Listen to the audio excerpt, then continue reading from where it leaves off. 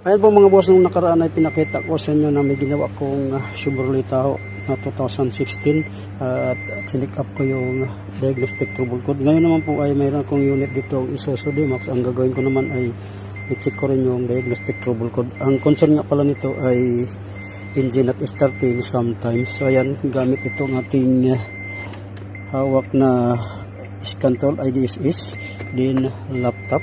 At dito natin i-check yung DTC. So una ay i-turn on muna natin yung ignition. Ayan po, naka-on na yung ignition. At dito ay i-click na natin tong IDSS. Ayan, dito na naka-install yung scan tool software nito. At tayo lang natin ng konti dahil nagbabasa pa.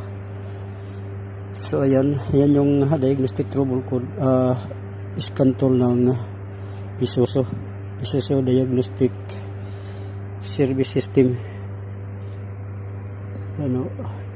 Then dito ay request bin muna natin.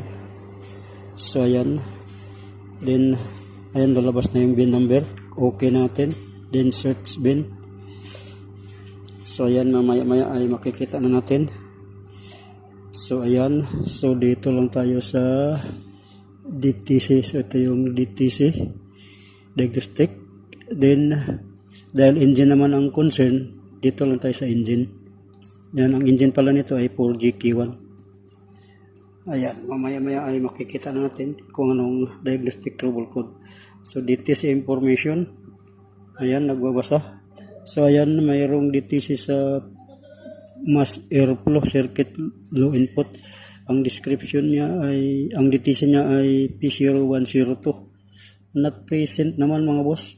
So ang gagawin ko dahil not present naman ay try kong i-clear at kapag na-clear at iparod test ko muna para malaman kung babalik siya, ay yan ang ating tutukan pag diagnose naman. So ayan, dahil sometimes lang ang concern. So ayan, no DTC na siya mga boss. So ngayon ang gagawin ko ay paandarin ko rin yung makina. So off ko muna, then paandarin ko. Yan, medyo mahina na yung battery. So ayan mga boss, mamaya iparog test ko to. Ayan, dahil umandar naman siya ngayon, iparog test ko. I-double check ko mamaya yung DTC.